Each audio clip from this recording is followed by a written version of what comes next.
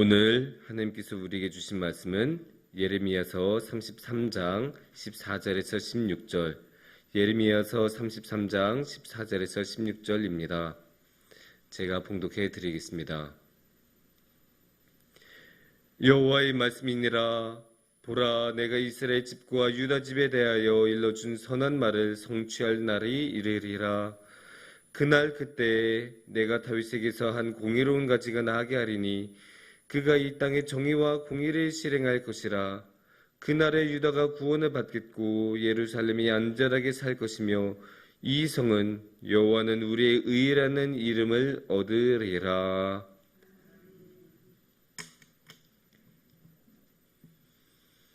우리가 살아가는 세상에는 참 많은 종류의 스포츠가 있습니다. 가장 유명한 축구나 야구부터 시작해서 배구, 농구, 100m 달리기, 200m 달리기, 수영, 여러 가지 종류의 운동이 있습니다. 그런데 그런 모든 운동 종목들은 한 가지 공통점이 있습니다. 어떠한 경기든 끝이 난다는 것. 그 끝이 나는 형태는 다르고 다 다른 방식으로 결말을 맺지만 어떻게든 결말이 나온다는 면은 동일합니다.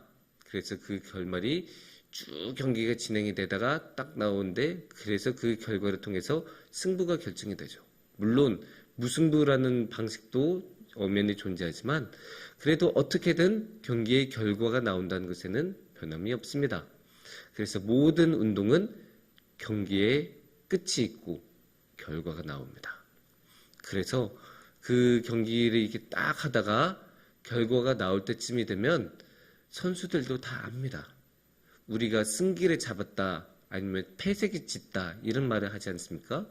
그래서 어떻게든 딱 하다 보면 오늘 경기는 힘들겠는데, 오늘 경기는 딱 이대로만 가면 이기겠구나, 이런 생각을 선수들도 하고, 또 이게 경기가 흐르다 보면 관객들도 그것을 알 수 있는 정도가 됩니다.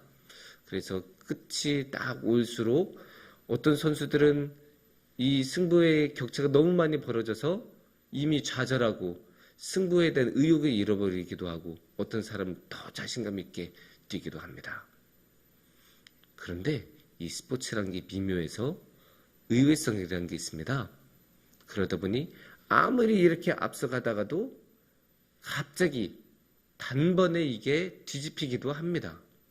그게 역전이라고 우리가 자주 표현하는 건데, 이게 바로 스포츠의 묘미이기도 합니다.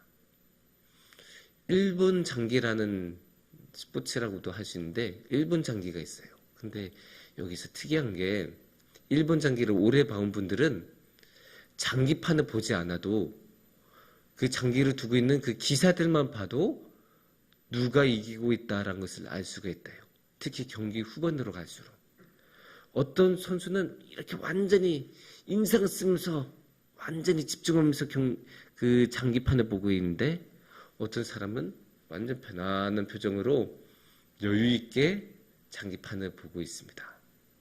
여기서 이기고 있는 선수는 누구이고 지고 있는 선수는 누구일까요? 네, 특이하게도 인상을 쓰고 계속 장기판을 보고 있는 선수가 이기는 사람이라고 합니다. 의외이죠? 왜 그럴까요? 이미 지는 사람은, 지고 있는 그 기사는 마음을 내려놔서 그래요. 마음을 내려놔서 그냥 자기 마음속으로 정리를 하고 있기 때문에 편안한 마음으로 보고 있는데, 이기고 있는 기사는 행여나 실수를 할까봐, 실수로 지금까지의 승부를 그르칠까봐 끝까지 긴장감을 놓지 않고 최선을 다해서 인상 쓰면서 그렇게 집중을 풀지 않는다고 합니다. 참 특이하죠? 그래서 이게 승부가 가지고 있는 의외성이고 스포츠가 갖는 의외성이기 때문에, 그래서 옛날에 그 유명한 야구 선수였던 요기 베라는 끝날 때까지 끝난 게 아니다라는 말을 했다고 합니다. 그런데 특이하게도 신앙에도 그 말을 적용해 볼 수 있을 것 같아요. 신앙에도 끝날 때까지 끝난 게 아니다라고 말할 수 있을 것 같습니다. 오늘의 말씀은 예레미야가 전했던 예언입니다. 그런데 이 예언이 생각해보면 그렇게 특별한 것은 없다고 할 수도 있습니다. 오늘의 말씀을 보면 특히 15절을 보면 다윗에게서 한 공의로운 가지가 나게 하리니 그가 이 땅에 정의와 공의를 실행할 것이라 라고 말씀하고 있습니다. 그러니까 이 말은 조금 문학적으로 비유해서 말을 한 거지만 어떤 말일까요? 다윗의 자손 중에서, 다윗의 후손 중에서 누군가가 나와서 정의롭게, 공의롭게 이 땅을 다스릴 것이다 라고 하면 딱 보면 누구든지 다윗의 자손 중에서 누가 왕이 나와서 왕으로서 그 정의를 딱 이 세상 실행하겠구나 이 생각을 한단 말이에요. 그런데 이거는 정말로 특별할 게 하나도 없어요. 왜 그럴까요? 사무엘상 7장에 하나님께서는 다윗한테 언약을 줬거든요. 언약을 주시면서 내가 너를 이 나라의 왕으로 세우겠고 또 너희 후손들한테 이 나라를 줄 테니까 그들이 쭉 계속 다스릴 것이다. 이렇게 했던 하나님과 다윗의 언약이 있어요. 그 언약에 따라 이미 몇백 년 동안 나라가 유지가 되고 그렇게 진행이 되어 왔고요. 그러니까 누구나 봐도 이미 했던 말 아닙니까? 이미 했던 말이고 이미 이루어지고 있는 말이고 누구나 알고 있는 언약인데 그거를 지금 이렇게 또 말한다고 해서 그게 새로울 것이 있겠습니까? 또한 16절을 보면 그날에 유다가 구원을 받겠고 또 조금 뒤에는 여호와는 우리의 의라는 이름을 얻으리라 라고 말씀을 이렇게 전하고 있잖아요. 근데 이것도 그렇게 특별한 거는 아니죠. 생각해보면 언제는 유다라는 나라가 하나님의 힘 없이 자기 힘으로 구원을 받은 적이 있습니까? 항상 하나님께서 도와주셨고 항상 결정적인 때는 여호와께서 딱 손을 뻗으셔서 지켜주시지 않으셨습니까? 거기에 이 의라는 것도 하나님한테서 오지 다른 곳에서 온 게 아닙니다. 그러니까 이 여호와의 의라는 것도 새로운 이야기라고 볼 수 없습니다. 그럼에도 불구하고 오늘의 말씀이 특이하고 가치가 있는 이유는 따로 있습니다.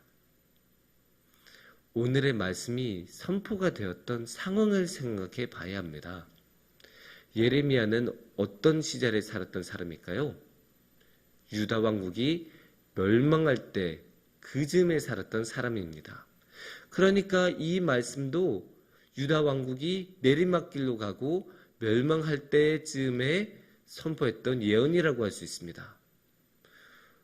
나라가 멸망할 즈음의 특징이 뭘까요?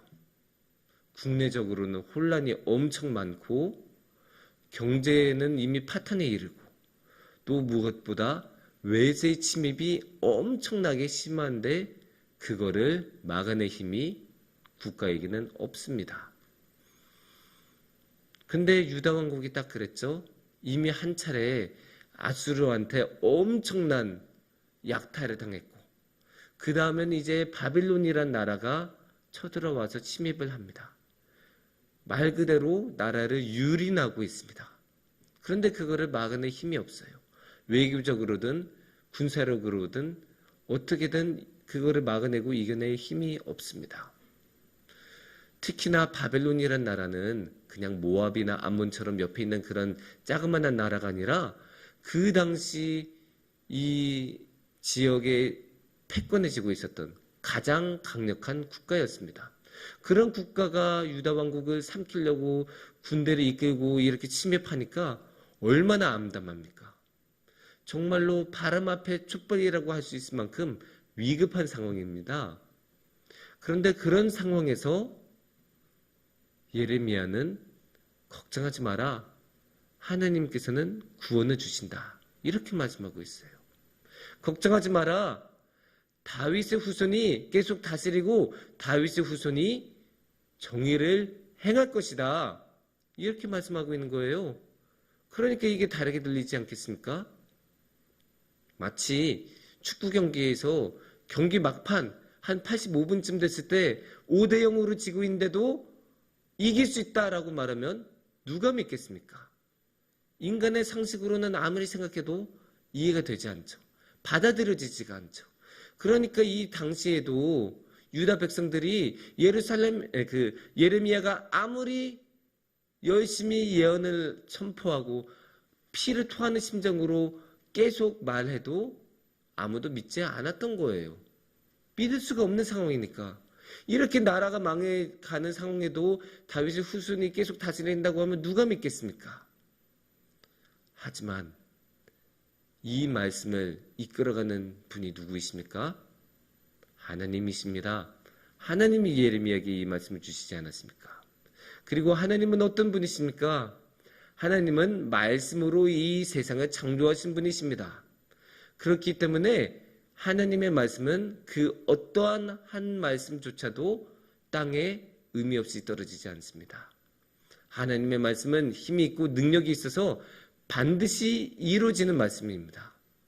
예레미야는 그런 말씀을 전했고 그런 말씀을 전했기 때문에 계속 끝까지 희망이 있는 것입니다. 실제로 하나님께서는 이 말씀대로 다윗의 후손 누구입니까? 예수님을 보내셔서 그 정의와 공의를 행하시고 유다 백성들을 구원으로 이끄시지 않으셨습니까? 이처럼 하나님께서 하신 말씀은 반드시 이루어지고 그렇게 반드시 이루어지기 때문에 그 구원에 대한 희망을 우리 또한 포기하지 않을 수도 있습니다. 물론 우리가 살아가면서 참 많이 힘든 일이 있습니다. 그런 힘든 일을 겪을 때마다 우리는 좌절하고 힘들어하면서 더 이상은 우리가 어떻게 할 수가 없겠구나. 이제는 돌파구가 더 이상 없구나. 더 이상 이 상황을 좋게 만들 수 있는 방법이 없겠구나. 좌절하고 절망할 수 있습니다. 그럴 때마다 오늘의 말씀을 기억했으면 좋겠습니다. 오늘의 말씀에서 하나님께서는 구원을 주신다고 이야기를 하시고 계시고 14절을 보시면 일러준 선한 말을 성취할 날이 이르리라 라고 마지막에 말씀하고 계십니다.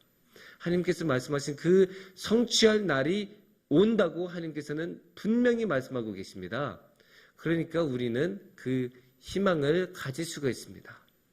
유다 왕국이 그 멸망할 때 그 암담한 상황에서도 하나님께서는 말씀을 전해주셨고 그 말씀을 이루고 성취하시지 않으셨습니까? 그런 것을 생각하면 우리가 가지고 있는 어둠도 너무나 힘들고 너무나 암담하더라도 여기서도 하나님께서는 우리를 희망으로 채워주시고 새로운 삶으로 여전히 인도해 주실 수 있습니다. 그래서 우리가 아무리 힘든 상황에서도 주님만을 바라보며 주님만을 따른다면 우리의 삶은 아름다운 주님의 희망으로 충만하게 빛날 것입니다.